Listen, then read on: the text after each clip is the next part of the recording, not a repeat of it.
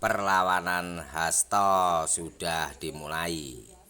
Ini bukti video pertama yang diluncurkan. Kita tunggu bukti-bukti video yang lainnya. Selamat tegang, Mr. Presiden mantan. Saya ingat ketika saya bertemu dengan Presiden Jokowi di Istana Merdeka menjelang Mas Gibran dan Mas Bobi mau mencalonkan sebagai wali kota Solo dan wali kota Medan. Saya mengatakan kepada Pak Presiden Jokowi sekaligus untuk menguji keseriusan beliau di dalam mencalonkan anak dan menantunya. Pak Presiden, apakah betul Bapak mau mencalonkan Mas Gibran dan Mas Bobi sebagai wali kota? Loh, kenapa Pak Sekjen? Karena ketika Mas Gibran dan Mas Bobi sebagai wali kota, maka otomatis dia menjadi pejabat negara. Dan ini akan sangat rawan terhadap berbagai bentuk gratifikasi, suap, dan berbagai tindakan korupsi lainnya. Presiden Jokowi sempat termenung saat itu. Dan kemudian dari situlah saya merasakan bahwa pertanyaan saya ini sangat mengusik perhatian dari beliau. Karena saya tegaskan bahwa ketika Mas Gibran dan Mas Bobi menjadi wali kota, maka dengan mudah akan terkena operasi tangkap tangan dari KPK dan juga aparat penegak hukum yang lain. Maksud saya bertanya kepada Presiden Jokowi adalah untuk mengingatkan bahwa beliau sudah presiden.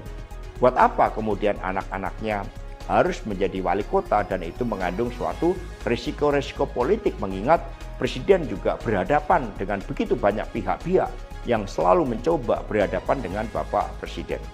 Tetapi beberapa saat kemudian saya menerima salah seorang menteri dan beliau mengatakan kepada saya bahwa sudah mendapatkan arahan dari Presiden Jokowi untuk melakukan revisi Undang-Undang KPK. Saat itu dijelaskan berbagai pasal-pasal penting, misalnya bahwa pimpinan KPK tidak otomatis bertindak sebagai penyidik. Kemudian ada beberapa pasal-pasal yang tidak memungkinkan bagi penyidik independen untuk bergabung ke KPK. Berbagai revisi-revisi itu, karena ini adalah perintah dari Presiden, maka ya saya sarankan untuk bertemu dengan seluruh jajaran fraksi di DPR RI dan coba menggalang atas perintah dari Presiden. Nah, saat itu Pak Menteri yang menjadi kepercayaan dari Pak Jokowi ini menyampaikan bahwa kira-kira akan diperlukan dana sebesar 3 juta US dollar untuk menggolkan revisi Undang-Undang KPK. Dan mengapa berjalan mulus?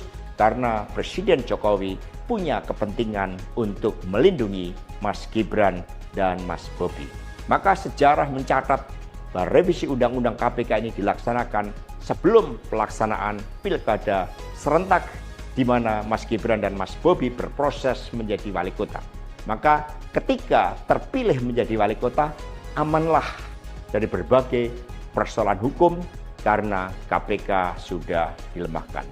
Jadi dari keterangan saya, yang saya pertanggungjawabkan secara hukum, secara politik, yang saya pertanggungjawabkan di atas Tuhan yang Maha Kuasa tentang kebenaran pernyataan saya ini, meskipun tanpa bukti, rakyat Indonesia bisa mengetahui bahwa pelemahan KPK dilakukan oleh Presiden Jokowi, kemudian dampaknya dituduhkan kepada PDI Perjuangan. Ini jawaban buat Mas Novel Baswedan.